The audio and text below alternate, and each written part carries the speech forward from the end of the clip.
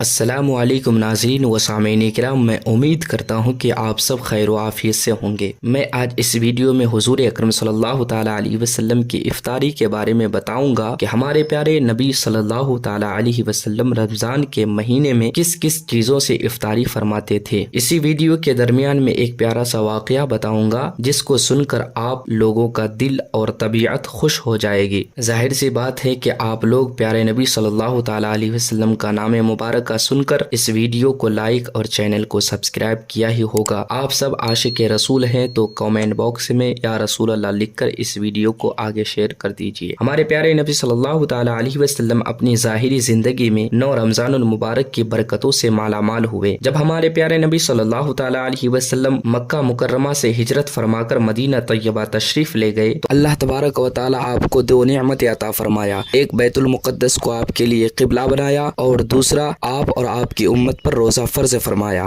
رمضان المبارک کا روزہ فرض فرمایا۔ سب سے پہلے رمضان کا مہینہ آپ صلی اللہ تعالی علیہ وسلم نے 2 ہجری میں پایا اور 10ویں رمضان کے شروع ہونے سے پہلے آپ صلی اللہ تعالی علیہ وسلم اس فانی دنیا سے پردہ فرما گئے۔ اس اعتبار سے آپ صلی اللہ تعالی علیہ وسلم پورے 9 رمضان المبارک کے مہینے پائے۔